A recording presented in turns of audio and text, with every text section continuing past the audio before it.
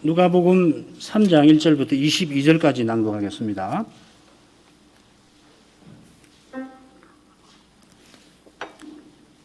누가복음 3장 1절부터 낭독합니다. 디베리오 가이사가 위에 있은 지 15해 곧 본디오 빌라도가 유다의 총독으로 헤롯이 갈릴리의 분봉왕으로 그 동생 빌립이 이두레와 드라노코니 지방의 분봉왕으로 루사니아가 아빌레네의 분봉왕으로 안나스와 가야바가 대제사장으로 있을 때에 하나님의 말씀이 빈들에서 사가랴의 아들 요한에게 임한지라. 요한이 요단강 북은 각처에 와서 죄 사함을 얻게 하는 회개의 세례를 전파하니 선지자 이사야의 책에 쓴 바 광야에 외치는 자의 소리가 있어 가로되 너희는 주의 길을 예비하라. 그의 첩경을 편탄케 하라. 모든 골짜기가 메워지고 모든 산과 작은 산이 낮아지고 굽은 것이 곧아지고 험한 길이 평탄하여질 것이요 모든 육체가 하나님의 구원하심을 보리라 함과 같으니라. 요한이 세례 받으러 나오는 무리에게 이르되 독사의 자식들아 누가 너희를 가르쳐 장차 올 진노를 피하라 하더냐. 그러므로 회개에 합당한 열매를 맺고 속으로 아브라함이 우리 조상이라 말하지 말라. 내가 너희에게 이르노니 하나님이 너희 이 돌들로도 아브라함의 자손이 되게 하시리라. 이미 도끼가 나무 뿌리에 놓였으니 좋은 열매 맺지 아니하는 나무마다 찍혀 불에 던지우리라. 무리가 물어 가로되 그러하면 우리가 무엇을 하리이까? 대답하여 가로되 옷 두 벌 있는 자는 옷 없는 자에게 나눠 줄 것이요 먹을 것이 있는 자도 그렇게 할 것이니라 하고 세리들도 세례를 받고자 하여 와서 가로되 선생이여 우리는 무엇을 하리이까 하며 가로되 정한 새 외에는 늑징치 말라 하고 군병들도 물어 가로되 우리는 무엇을 하리이까 하며 가로되 사람에게 강포하지 말며 무수하지 말고 받은 유효를 촉한 줄로 알라 하니라. 백성들이 바라고 기다림으로 모든 사람이 요한을 혹 그리스도신가 심중에 의논하니 요한이 모든 사람에게 대답하여 가로되 나는 물로 너희에게 세례를 주거니와 나보다 능력이 많으신 이가 오시나니 나는 그 신들매를 풀기도 감당치 못하겠노라. 그는 성신과 불로 너희에게 세례를 주실 것이요 손에 키를 들고 자기의 타장마당을 정하게 하사 알곡은 모아 곡간에 들이고 쭉정이는 꺼지지 않는 불에 태우시리라.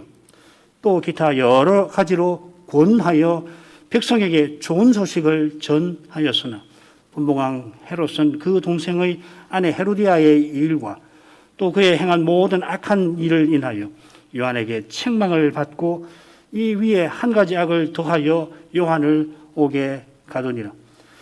백성이 다 세례를 받을새 예수도 세례를 받으시고 기도하실 때 하늘이 열리며 성신이 형체로 비둘기같이 그의 위에 강림하시더니 하늘로서 소리가 나기를 너는 내 사랑하는 아들이라 내가 너를 기뻐하노라.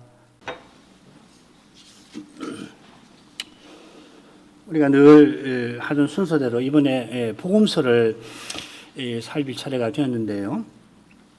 이 복음서 중에 누가복음을 함께 살피고자 합니다. 마가복음은 이미 다 공부했고 요한복음도 그렇고요. 마태복음은 이제 후반부가 남아 있지요. 19장부터 25장까지가 아마 남아 있을 테고 누가복음을 우리가 좀 덜 공부했는데 이번에 누가복음을 보겠습니다. 이 주님 오심을 기념하는 이 성탄절기에 이미 누가복음 1, 2장을 한두 번 살핀 줄로 압니다. 그리고 부활을 기념하여서 누가복음 24장을 이번 부활절에 살폈지요. 그리고 2016년 어간인 것 같은데 예수님의 마지막 예루살렘 여행 누가복음 9장 51절부터 18장 중반부까지 나오는 그 본문을 우리가 13장까지 살폈습니다. 오늘은 주님의 공생애의 그 시작부터 누가복음 3장부터 허락하시면 9장 50절까지 이어서 공부할 수 있기를 바랍니다. 이 예수님의 공생의 시작에 해당되는 이 대목은 그 예수님의 출생 어린 시절에 곧장 이어지는데, 흥미롭게도 이 대목 한가운데 예수님의 족보가 길게 나오죠. 마태복음하고 좀 다르죠, 그죠? 마태복음은 1장에 길게 처음에 나옵니다. 그래 줄거리를 크게 셋으로 보려고 합니다. 오늘 읽은 부분이 첫째 부분입니다. 세례 요한 사역과 주님의 세례까지를 그렇게 살필 수 있습니다. 그 다음에 3장 3절부터 이 38절 주님의 족보가 나오는 그 단락을 또 하나로 생각을 해보려고 합니다.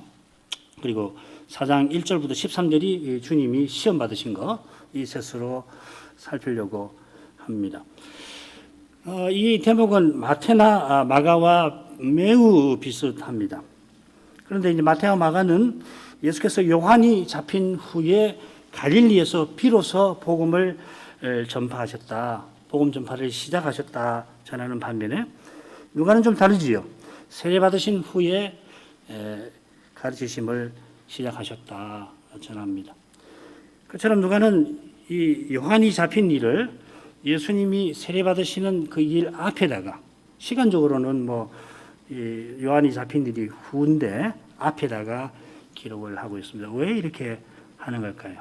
이런 걸 이제 살피셔야 합니다. 그래야 이 누가의 강조점을 알게 되는 겁니다. 시간 순서를 왜 이렇게 바꿔가면서 이렇게 쓰겠는가? 성경은 그런 데가 수두룩해요.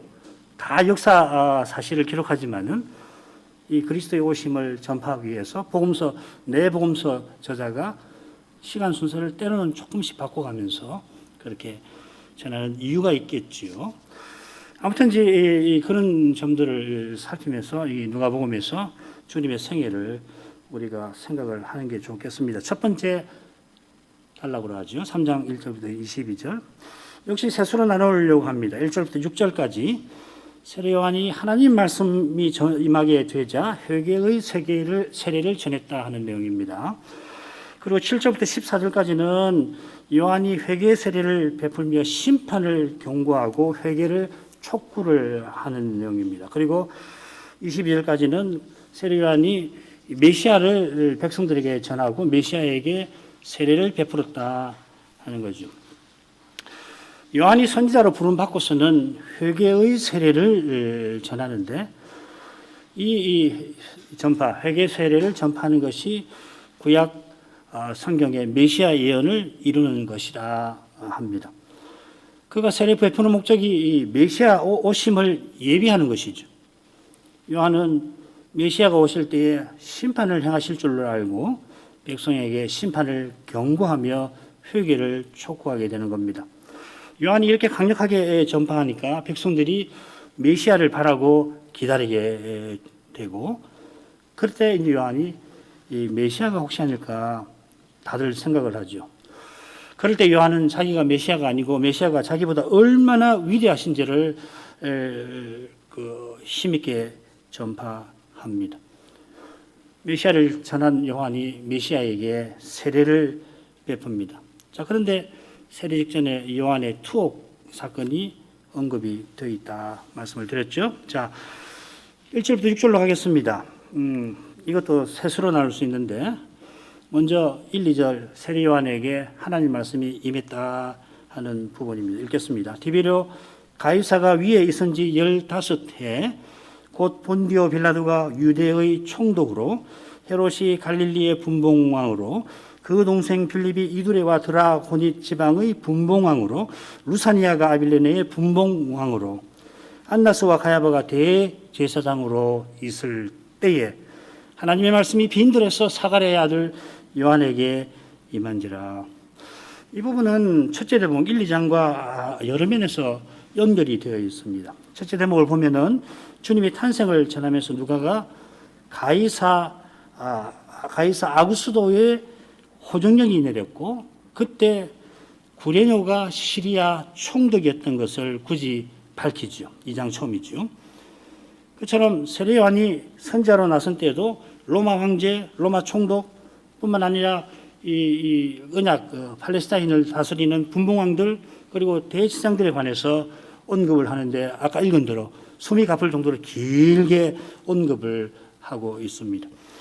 둘째로 세례자 요한이 빈들에서 말씀을 받았는데 그가 이스라엘에게 나타나는 날까지 빈들에 있었다 하고 누가복음 1장 끝에 나올 겁니다. 요컨대 누가는 세상 제국을 무대로 삼아서 메시아의 출현, 등장을 소개하고 있는 겁니다. 이것은 부활하신 그리스도가 온 세상에 주님의 교회, 주님의 제국을 세우시는 것과 붙어 있는 겁니다. 누가가 쓴 사도행전에 가면 바로 그런 관점으로 쓰고 있죠. 사도행전 처음과 끝에 이 내용이 사실은 언급이 되어 있습니다. 누가복음은 누가가 쓴 사도행전과 늘 붙여서 읽어야 합니다. 그러니까 누가는 사도행전을 예상하고 이 누가복음을 썼다고 생각하셔도 무방합니다. 쓰는 용어나 그리고 주제나 이런 것이 매우 붙어 있습니다. 그러니까 누가복음 읽으실 때마다 사도행전에 비슷한 내용이 혹 있지 않나 이런 걸 떠올리시면서 읽으시면 도움이 될 겁니다. 로마 황제 티베리우스죠. 제위 15년은 언제냐? 여기 조금 어려워요. 율리우스 달력이라는 거 들어보셨죠? 그것을 따르면은 28년 혹은 다른 달력으로 하면 29년. 아무튼 28년 아니면 29년 일 겁니다. 그리고 그때 본디오 빌라도가 유다 총독으로 있었는데 이 본디오 빌라도가 총독 재임 시간은 추후 26년부터 36년까지입니다. 본래 이 유대 지역은 이 헤롯 대왕의 첫째 아들 아켈라우죠. 아켈라우가 분봉왕으로 다스리던 지역인데 워낙 이 사람이 폭정이 심해서 추방을 일찍 당했기 때문에 로마에서 이 빌라도를 총독으로 이 유다에 보내서 다스리도록 한 것입니다.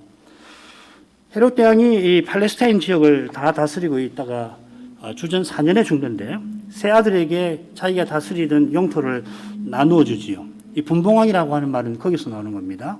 원래 4분의 1을 다스린다. 전체 나라의 4분의 1을 다스린다 하는 말인데 세 아들에게 나누어 줍니다. 그러니까 갈릴리를 다스리던 헤롯이라는 이 헤롯이 나오죠. 그죠? 헤롯이 갈릴리의 분봉왕으로. 이 헤롯은 헤롯 대왕이 아니고 그의 아들 헤롯 안디바스입니다.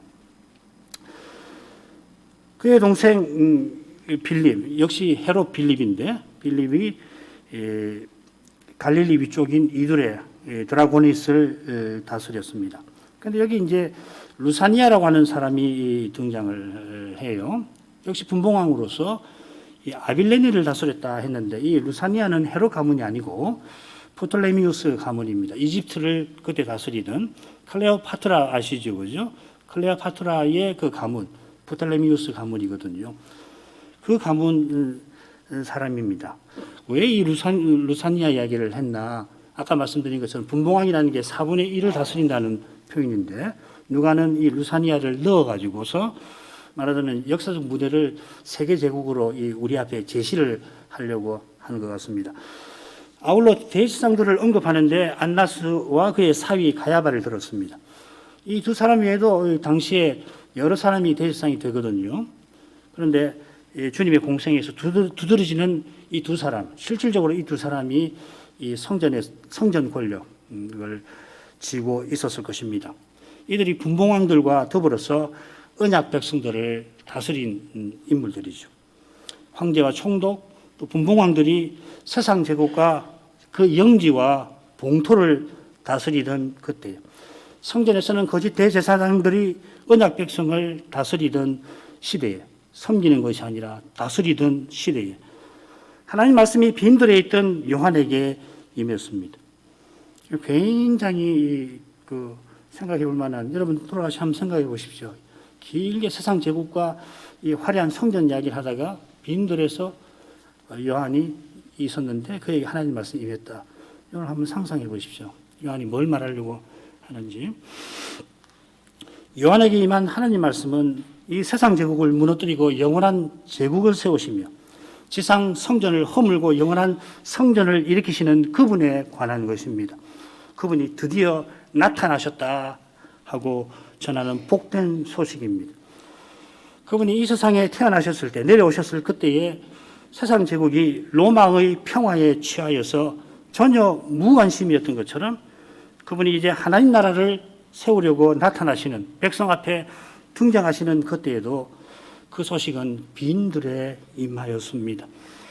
그러나 이 말씀이 곧 온 세상에 능력 있게 전파될 것입니다. 그 능력은 음부의 권세가 이기지 못하는 주님의 교회를 통하여 드러날 것입니다. 세상 제국과 거짓 종교는 음부의 권세에 속수무책으로 넘어지겠습니다마는 요한에게 임한 이 말씀에서 구원과 소망의 빛이 비쳤습니다. 생명체가 살기 힘든 구약에서는 늘 죽음을, 저주를 상징하는 바로 그 빈들에 새 생명의 빛이 비친 것입니다. 3절로 갑니다. 요한이 요단강 부근 각처에 와서 죄 사함을 얻게 하는 회개의 세례를 전파하니, 요한이 사가랴의 아들로 소개됩니다. 이 사가랴는 세상 제국이나 이스라엘에서 힘세거나 혹은 유명한 인물이 아닙니다. 누가복음 1장에 보면은 사가랴가 성신 충만하여 예언한 일이 나오고, 더욱이 주님께서 선지자보다 나은 자, 여인이 낳은 자 중에 가장 큰이라 하신 세례자 요한의 아버지로서 우리에게는 유명한 분입니다마는, 세례자 요한도 세상 제국과 이스라엘에서 본래 주목받지 못하던 인물이었습니다. 세상이 심히 어두워서 메시아도 몰라뵐 정도니까 그분의 길을 예비하는 요한은 말할 게 없습니다. 그러나 요한은 메시아의 신들매도 풀지 못할 자로서 겸손하게 그리스도를 전파함으로 여인이 낳은 자 중에 가장 큰 이로 살아갔습니다. 요한처럼 섬기는 이는, 주님을 섬기는 이는 장차 그리스도와 같아질 것입니다. 영원한 나라를, 영원한 제국을 상속할 것입니다. 성경은 그렇게 기록되어 있습니다.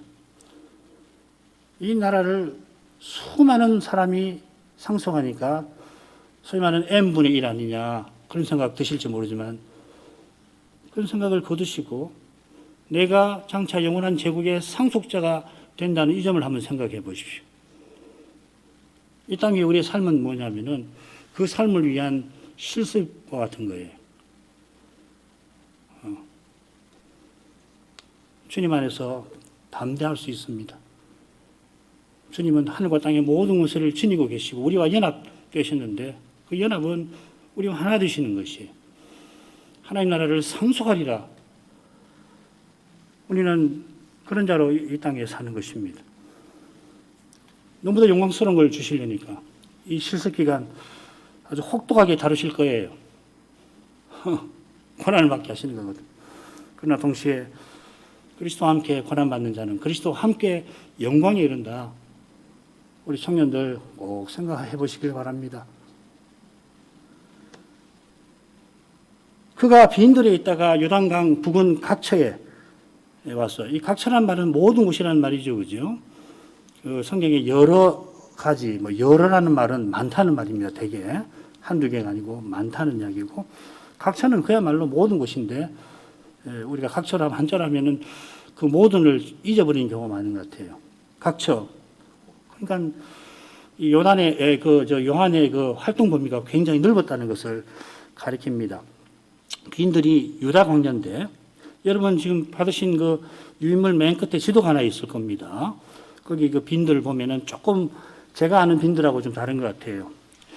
그 지도상에는 그 빈들이 어디 있냐면은 요단강 동편에 베레아 쪽에 그 넓은 곳을 빈들로 보고 있는데, 실은 이 빈들이 어디냐면 예루살렘과 사해 사이, 그 예루살렘은 유대 산지 아니에요, 그죠? 가파른 데고 사해하고 이 산지 사이로 보는 학자들도 많습니다. 빈들이 참고하시면 됩니다. 요한은 세례를 베풀어야 했기에 이 광야에서 요단강으로 갔습니다. 요단강은 남북으로 길게 뻗어 있죠. 그런데 이 요한이 활동했던 그 범위는 상당히 넓었던 것으로 생각합니다. 꼭 기억하셔야 될 게 뭐냐면 요한의 그 사역 기간이 매우 짧다는 거, 그리고 나이는 주님보다 6개월 앞선 아주 젊은 사람, 30 넘긴 그런 인물이라는 것을 늘 염두에 두고 읽으시면 좋습니다. 성경을 읽어보면 요한이 나이 많은 선지자같이 생각되는데 그런 인물 아니에요. 요한의 활동은 죄 사함을 얻게 하는 회개의 세례를 전파함이라 했습니다. 그 비슷한 표현이 자기 아버지 사가랴의 예언에 나오는데 이렇게 되어 있습니다. 그의 아들 요한이 죄 사함으로 말미암는 구원을 알게 할 거다 이렇게 되어 있어요. 그리고 주님이 부활하신 후에 구약 성경에 세 가지가 예언됐다 하고 세 번째 죄 사함을 얻게 하는 회개가 전파될 것이라 했죠. 이 셋이 딱 붙어 있는 겁니다. 주님의 말씀과 지금 누가가 말하는 3장 내용이 비슷한데 하나가 다르죠. 세례란 말이 붙고 예수님은 죄 사함을 얻게 하는 회개가 전파될 거다 이렇게. 이 관계 말이에요. 요한은 죄 사함을 얻게 하는 회개의 세례를 전했고 주의 사도들은 그 회개를 전했습니다. 왜냐하면 성신 세례를 받으니까 성신이 임하시니까 차이가 나는 거죠. 이 관계가 요한은 물로 세례를 베풀고 예수님은 성신으로 세례 베푸시는 것과 붙어 있습니다. 요한이 물로 세례를 베품으로 죄 사함 얻게 하는 회개를 가리킨 것이죠. 그 회개를 보아라, 메시아를 보아라 하는 것이죠. 물 세례가 곧 회개를 가져오는 건 아니죠. 로마 가톨릭이 바로 이런 가르침을, 이런 세례를 가르치지요. 유아 세례를 받으면 은혜가 주입되어서 원죄 사함을 받는다고 가르칩니다. 원죄 사함은 받았으니까 이제 살면서 첫 번째로 씻을 수 없는 중죄는 범해서는 안 되고 굉장히 조심해야 합니다. 그리고 가벼운 죄를 범했을 경우에는 고해 성사를 통해서 그 죄를 부지런히 씻어야 한다 가르칩니다. 소극적으로 죄를 씻을 뿐만 아니라 하나님을 사랑하는 데 이르도록 힘써야 한다 하는 겁니다. 예컨대 하나님이 주신 은혜와 협력해야 한다는 말입니다. 이것을 아주 쉬운 말로 담은 격언이 뭐냐면 하늘은 스스로 돕는 자를 돕는다 하는 말입니다. 이게 로마 가톨릭 중세 신학을 요약한 아주 쉬운 말로 요약한 말입니다. 하늘은 스스로 돕는 자를, 노력하는 자를, 구원에 이르려고 힘쓰는 자를 도와준다 하는 이야기입니다. 그러나 물세례 자체가 이런 죄 사함의 은혜를 가져주는 건 아니죠. 물세례는 죄 사하러 오실 메시아를 가리키는 겁니다. 죄 사함의 은혜는 그분이 주십니다. 그리스도의 공로로만 죄 사함을 받는 겁니다. 이 은혜를 받는 길이 믿음인데 이 믿음은 오직 그리스도를 믿고 의지하는 것입니다. 너무도 분명한 말인데 그리스도 없는 믿음이라는 건 불가능한 거예요. 그건 말이 아닌 겁니다, 사실. 자기를 자랑하는 믿음이라는 것은 믿음의 본질에 가장 역행하는 거죠. 남보다 잘 믿으려고 하는 것, 믿음에 역행하는 것이죠. 그래 문제 아닙니까? 그래야 교회에 문제가 생기는 게 그게 바로 그런 거 아닙니까? 남보다 더, 내가 누구보다 가장, 이렇게. 믿음은 그렇게 생기는 게 아니에요. 그리스도를 바라봐야 됩니다. 그리스도를 바라보면 자기가 누군지를 다 바로 알게 되잖아요. 할 수 없는 죄인이라는 걸 알고 주님을 의지하지 않을 수 없게 되는 거 아니에요. 그래서 세례자 요한이 회개의 세례를 전파할 때에 당연히 오실 메시아를 전파하는 겁니다. 그처럼 사도들이 부활 후에 죄의 사함을 얻는 회개를 전파할 때 십자가 지시고 부활하신 그분만을 전한 겁니다. 이건 조금 후에 살피도록 하죠. 그 다음 부분으로 가십시다. 하나님 말씀이 임한 요한의 전파, 말씀이 임하자 요한이 죄 사함을 얻게 하는 세례를 전한 이 일이 예적에 하신 하나님의 말씀을 이루는 것이다. 누가는 말하고 있습니다. 읽겠습니다. 선지자 이사야의 책에 쓴 바 광야에 외치는 자의 소리가 있어 가로되 너희는 주의 길을 예비하라. 그의 저평을 평탄케 하라. 모든 골짜기가 메워지고 모든 산과 작은 산이 낮아지고 굽은 것이 곧아지고 험한 길이 평탄하여질 것이요 모든 육체가 하나님의 구원하심을 보리라 함과 같으니라. 제가 진다라고 하는 표현을 좀 강하게 읽었는데 그렇게 되어 있습니다. 진다는 것. 모든 골짜기를 메워라 이렇게 하지 않습니다. 모든 골짜기가 메워질 거다. 자, 인용한 말씀은 이사야 40장 3절부터 5절에 나오죠. 이 마태에도 마가에도 부분적으로 나옵니다. 이 말씀은 광야에 외치는 자의 소리를 담고 있습니다. 이 광야라는 말이 아까 2절에 나온 빈들과 똑같은 말입니다. 에레모스라는 말인데 앞에서는 빈들이라고 여기는 광야라고 했는데 이런 건 이제 좀 똑같게 번역하면 참 좋을 뻔했습니다. 요한이 빈들에 있었던 이유가 이 예언과 붙어 있는 겁니다. 그런데 요한은 자기가 광야에서 외치는 자라고 하지 않고 외치는 자의 소리라고 합니다. 요한복음에 그렇게 했죠. 지금 본문도 그렇습니다. 광야에 외치는 자의 소리가 있어 이걸 강조해요. 성경이. 외치는 자 없이 소리는 아무것도 아닙니다. 바울 사도도 자기를 질그릇이라 혹은 사람을 태우는 짐승에 빗대어서 자기는 아무것도 아니라고 생각했어요. 아니, 질그릇이 혼자 어디 가서 다른 지역으로 가서 잠은 내용물을 전달하는 그런 거 없잖아요. 오직 질그릇에다가 보화를 어떤 사람이 담아가지고 그 질그릇을 가져다가 전달을 해주는 거 아닙니까? 바울 사도가 자기의 복음 전파를 그렇게 이해한 겁니다. 3차 선교 여행 때 자기가 에베소에 가서 3년 반이나 거기서 전파했지만은 주님이 먼데 있는 에베소에 평안을 전하셨다 하였습니다. 세례자 요한은 자기가 구약에 예언된 인물이지만 스스로는 아무것도 아니라고 고백하는 겁니다. 바로 이 깨달음이 세례 요한을 세례 요한답게 합니다. 하나님은 이런 겸손한 사람을 쓰십니다. 자기가 부인된 사람을 쓰시는 거예요. 그러나 하나님 뜻에 쓰신 것이니 실로 복에 넘치는 분에 넘치는 복입니다. 광야의 소리가 담은 메시지는 너희는 주의 길을 예비하라는 겁니다. 주의 길이라는 것은 주께서 자기 백성을 만나러 오시는 길이고 구원하시는 길이겠죠. 오시는 주님을 모실 준비를 하라는 겁니다. 주의 길을 예비하는 것은 주의 첩경을 평탄하게 하는 것, 주의 길을 곧게 하는 겁니다. 자, 그런데 이어지는 말씀은 뭐냐면 백성이 할 수 있는 일들이 아니에요. 오히려 하나님이 친히 하시는 것 같습니다. 주께서 자기 백성을 찾아오시는데 장애되는 것을 다 친히 제거하십니다. 그래 6절에서는 모든 육체가 하나님의 구원하심을 보리라 하는 겁니다. 사실 이사야서를 보면은 잡혀갔던 이스라엘이 포로에서 돌아오는 그 길을 여호와 하나님이 친히 여십니다. 먼저 앞장서서 그 길을 걸으시고 사막을 시냇물 흐르는 강가처럼 만드시고 하나님 다 하시는 거죠. 이건 언제든지 그렇습니다. 언제든지. 출애굽 때도 하나님께서 오직 자기 백성을 종되었던 집에서 친히 건져내셨습니다. 마찬가지로 하나님이 메시아를 보내셨고 그에 앞서 요한을 보내서 그의 길을 닦도록 하십니다. 요한이 회개의 세례를 전하여서 백성의 마음이 메시아께로 향하도록 하나님이 하시는 것이에요. 하나님이 먼저 부르셔서 우리가 하나님을 부르게 하시는 것입니다. 우리 예배가 어떻게 가능한가? 하나님 먼저 우리를 부르셔서 가능합니다. 하나님이 그리스도를 통해서 의롭다 하셔서 우리가 하나님께 나아갈 자격을 갖춥니다. 그리스도가 성신을 부어주셔서 우리가 하나님을 아버지라 오늘도 부릅니다. 부르게 하시는 겁니다. 그처럼 그리스도를 이미 세상에 보내신 하나님께서 여호와께서 요한도 앞서 보내어서 메시아의 길을 준비하게 하십니다. 모든 육체가 하나님의 구원을 보리라. 오늘 아침에 낭독한 시편 바로 그거 나오죠. 그죠? 얼마나 은혜로운 말씀인지 모릅니다. 모든 육체가 주께 나올 겁니다. 뭐라고 했습니까? 기도를 들으시는 주여. 이게 얼마나 은혜로운 말씀인지 모릅니다.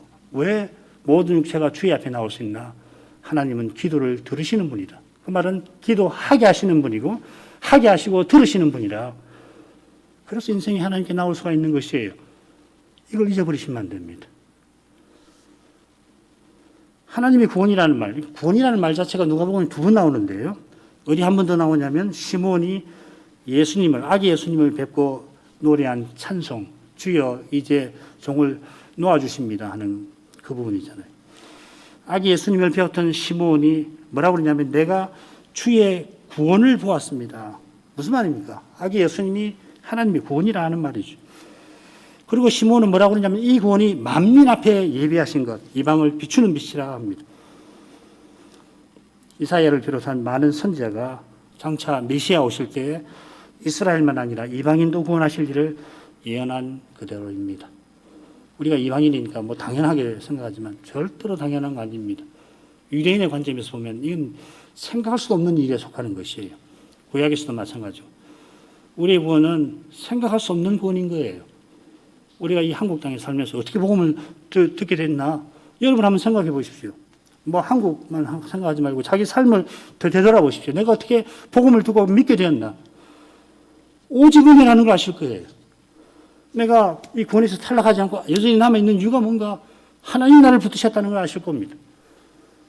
그처럼 이방인 구원은 전대미문의 일입니다. 구속 역사에서 희한한 일이에요.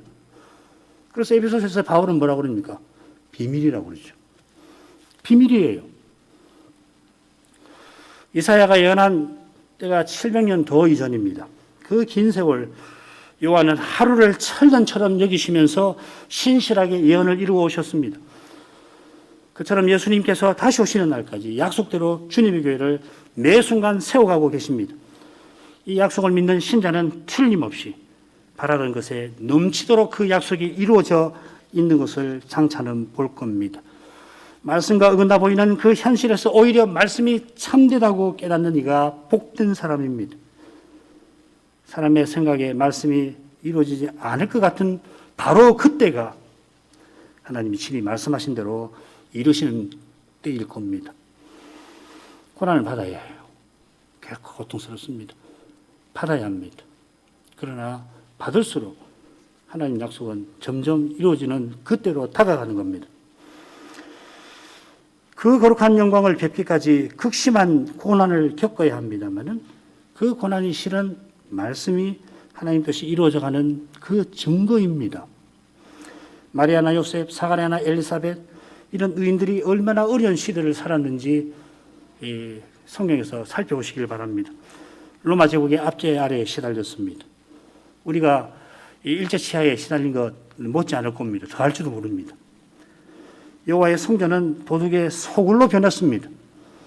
백성의 스승은 자기 영광에 도취해 있었습니다. 어느 것 하나 언약 백성다웠게 살아갈 여건이 아니었습니다. 그러나 그런 그들을 통해서 하나님이 선자보다 나은 선자를 앞서 보내시고 그 선지자 메시아를 보내셨습니다. 하나님이 말씀하신 대로 이루십니다. 그래서 사람의 생각을 늘 넘어서십니다. 요한이 세례 받으러 나오는 무리에게 심판을 경고합니다. 7절부터 9절까지 읽겠습니다. 요한이 세례 받으러 나오는 무리에게 이르되 독사의 자식들아 누가 너희를 가르쳐 장차올 진노를 피하라 하더냐. 그러므로 회개에 합당한 열매를 맺고 속으로 아브라함이 우리 조상이라 말하지 말라. 내가 너희에게 이르노니 하나님이 능히 이 돌들로도 아브라함의 자손이 되게 하시리라. 이미 도끼가 나무 뿌리에 놓였으니 좋은 열매 맺지 아니하는 나무마다 지켜보래 던지우리라.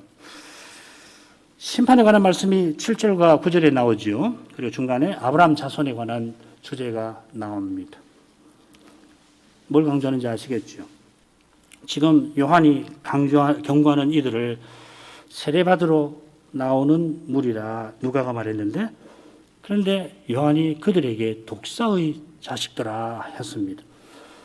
상당한 건데요. 마태복음을 보면은 누구에게 독사의 자식이라고 하냐면은 바리새인과 사두개인입니다. 물론 그들만 요한을 찾아왔던 건 아니고 많은 무리가 거기 있었습니다. 그러니까 그들을 향해서 독사의 자식들아 했는데 달리 보면은 무리를 향해서 말씀하신 것처럼 보이겠죠. 주님께서 독사의 자식이라는 표현을 두 번 쓰십니다. 모두 바리새인들에게 쓰십니다. 12장에 쓰시고 23장에 쓰십니다. 모든 바리새인이 아니라 주님을 죽이려 하는 바리새인들입니다.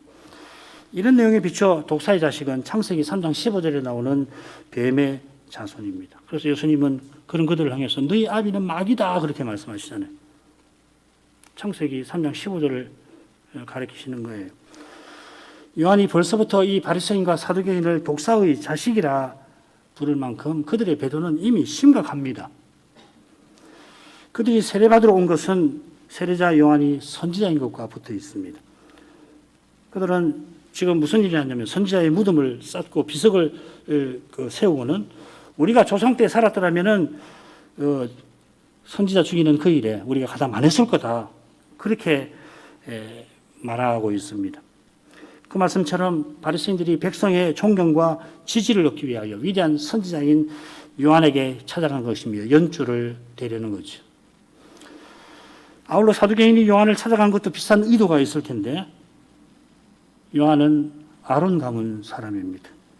집안 사람에게 찾아가서 등달아 명예를 얻으려고 하는 것입니다. 이런 것이 백성의 지도자답지 못한데 거기다가 바리새인과 사두개인이 요한을 찾아간 또 중요한 건 뭐냐면 메시아인가 확인하려고 하는 뜻도 있었습니다. 공회에서 보낸 거거든요. 메시아이면 믿고 따르려고 공회가 보낸 게 아니라 백성이 요한을 메시아로 알고 따를까 공회가 주시하는 것입니다. 이런 악한 생각을 간파한 요한이 그들을 독사의 자식이라 한 겁니다. 독사의 자식이 언약 백성인 것은 배도가 교회에서 발생하는 것과 붙어 있습니다. 말씀 듣는 것은 실로 중대한 일입니다. 말씀을 듣고 깨닫지 못하면 그냥 듣지 않았던 상태로 그대로 있는 것 결코 아니라 주님께서 씨 뿌리는 자의 비유에서 강조하십니다. 누구보다 하나님의 율법을 잘 알고 높인다 하던 바리새인이 메시아를 죽이는 배도의 앞장 서게 될 것입니다. 그런 그들을 향하여 누가 너희를 가르쳐 장차올 진노를 피하라 하더냐 경고합니다. 그들이 독사의 자식이 되어서 계속 아비 마귀처럼 행하면은 장차올 진노를 피할 수 없을 거라 하는 경고죠. 이 진노는 가까이 있는 예루살렘 멸망이고요. 궁극적으로는 온 땅에 임할 심판입니다. 이 진노는 구약 선지자들이 늘 경고하던 그것입니다. 그러나 그들은 선지자들의 경고를 듣지 않았던 자기 조상들처럼 이미 행했고 또 행할 것입니다. 예수님께서 그 말씀하시잖아요. 너희는 너희 조상의 자식들이다. 너희도 똑같이 할 거다. 그 말씀이죠. 요한이 그들의 조상들처럼 그들도 하나님 말씀을 듣지 아니하는 것을 책망한 겁니다. 그러므로 하고서 요한은 선지자인 자기 말을 들으라고 촉구합니다. 회개에 합당한 열매를 맺으라 하였습니다. 열매는 9절에 나온 경고와 붙어 있겠죠. 구약 내내 선지자들이 언약 백성인 이스라엘을 포도나무 혹은 무화과나무에 비유했습니다. 지금 이스라엘이 포로 이전과 같이 하나님을 버린 상태인데 그런 상태에 있는 이스라엘에게 호세아는 내 하나님 여호와께로 돌아오라 촉구를 하고 호세아 14장 1절입니다. 그 끝에 푸른 잣나무가 뜨신 여호와로 말미암아 열매를 얻으리라 하였습니다. 이 연에서 회개에 합당한 열매가 무엇인지 잘 드러납니다. 요한은 열매를 강조하는 게 아니라 회개를 강조하는 것입니다. 참으로 돌이키면 열매가 맺힙니다. 맺게 하시는 거죠. 나로 말미암아 열매를 맺으리라. 열매 없는 것은 회개하지 아니한 까닭입니다. 회개하지 않으면 열매 맺을 수 없어요. 아무리 힘들더라도 돌이켜서 출발점에 서서 거기서 여호와께로 나아가는 것이 회개인 겁니다. 출발점에 서지 아니하면은 여기까지 이만큼 살았는데 이거 무시 못하겠습니다. 하느라고 했지만 잘못은 있지만 여기까지 왔는데 이거 어떻게 버립니까? 회개 아니에요. 버리라 하시는 거예요. 출발점으로 서라는 것이 거기서 하나님께로 나아가라 하시는 것입니다. 이게 회개인 겁니다. 아깝지요? 수십 년 믿어서 행한 거 그거 다 버리려고 하니까 어렵죠. 그 회개 아니에요. 왜 그걸 못 버립니까? 내가 한 것이니까. 내 영광을 드러내고 싶으니까 싫은 거 아니에요? 그래서 못하는 거라고요. 내 영광 없습니다. 하나님 영광. 그리스도가 전부이신 거예요. 더욱이 참으로 하나님께로 돌이키지 않고 돌이키는 신용만 한다면 그거는 하나님께 등진 상태를 더 악하게, 더 하나님을 등지게 될 뿐입니다. 지금 바리새인과 사두개인이 독사의 자식이 된 이유를 선지자가 이어 지적합니다. 그것은 아브라함이 우리 조상이라 자랑하는 데 있습니다. 이게 낱말이 어떻게 되냐면 우리가 가졌다 이렇게 되었습니다. 에코오멘이라는 말인데 우리가 아브라함을 가졌다 이렇게 되어 있습니다. 그처럼 우리가 율법을 가졌다 하고서 하나님이 율법을 주신 그 은혜와 사랑보다 자신들이 남과 다르다고 자랑하는 거죠. 그래 주님 율법을 주신 하나님보다 하나님께 받은 율법을 높입니다. 그러면 어떻게 됩니까? 그 율법을 가지고 지키는, 또 율법을 지키기 좋게 만들어놔요. 그게 장로유전이거든요. 그걸 소유하고 지키는 자기를 높이는 것이죠. 이걸 일러 교만이라 합니다. 교만은 하나님을 거슬러 행하는 죄입니다. 모든 죄가 하나님을 거슬러 짓는 거지만은 교만은 단연 그렇습니다. 하나님처럼 자기를 높이니 그렇습니다. 하나님처럼 자기를 높이는 사람은 어떻게 되느냐? 하나님보다 엄격합니다. 동시에 하나님보다 너그럽습니다. 너그러운 척하는 거죠. 이 교만을 잠언은 가증한 것이라고 부릅니다. 하나님이 잠시도 눈앞에 두고 보실 수 없는 그런 것입니다. 교만 회개하지 않으면 심판을 피하지 못한다 하십니다. 하나님이 능히 이 돌들로도 아브라함의 자손이 되게 하시리라. 우리 인생은 땅에 저주를 상징하는 먼지 있는 그 땅에 굴러다니는 돌과 다름없고, 실은 죄범한 우리 피조물은 그 돌들보다 사실 못하지 않습니까? 모든 선한 것이 하나님께로 옵니다. 그런데 참으로 선한 것, 영원히 선한 것은 더더욱 하나님께서만 주십니다. 참으로 선한 것이 바로 구원인데 은혜에 속합니다. 이걸 기억하는 교회와 신자는 겸손하지 않을 수 없게 될 겁니다. 사람의 깨와 힘을 의지할 수 없게 될 것입니다. 그게 얼마나 두려운지를 거듭 말씀과 삶에서 깨닫게 하셔서 그렇습니다. 주님의 은혜와 사랑과 은택과 선하심을 떠나서 나는 아무것도 아니고 그보다도 못합니다. 기도하겠습니다. 걸어가신 하나님, 구약 내내 친히 말씀하신 그 길을 친히 이루셨습니다. 심지어 여호와께서 여호와의 종으로 세상에 오셨고 여호와의 종으로 여호와의 뜻을 친히 이루셨습니다. 이루실 때 십자가에 달리셨습니다. 이런 일 인생 중에 누가 생각이나 했고 혹 비슷하게 혹 생각했다 한들 누가 흉내라도 내겠습니까? 오직 우리 하나님께서 홀로 생각하시고 말씀하시고 친히 이루셨습니다. 그리스도의 생애에서 이 위대한 진리, 이 거룩한 사랑이 늘 드러납니다. 이 거룩한 사랑의 빛 가운데에서 죄와 죽음의 현실을 바라보게 해주시고, 그래 더욱 그리스도만 의지하도록 이끄십니다. 그리스도께서 전부인 거룩한 나라를 바라보게 하십니다. 우리의 구원과 소망이 오직 그리스도께 있음을 고백합니다. 그처럼 그리스도와 함께하는 거기에 우리의 참된 기쁨, 보람이 있습니다. 이 참된 기쁨이 지금 여기서는 주님 주신 자기 십자가를 지고 주님을 좇는 거기서만 맛볼 수 있습니다. 이 기쁨을 맛본 교회와 신자가 끝까지 주의 보이신 길로 걸어갈 것입니다. 그 길에 고단하면서 함으로 눈에서 눈물은 늘 흐르겠지만은 놀랍게도 주님이 주시는 평안이 임하여서 그 길을 기쁘게 걸어가게 해주십니다. 그 길이 다 끝나는 그때에 그리스도를 계신 그대로 뵙게 하실 것입니다. 그 소망이 있어 지금 거울로 보는 것 같이 주의 영광을 뵙도록 하십니다. 그리스도께서 우리 마음에 충만하시옵소서. 예수님 이름으로 기도합니다. 아멘.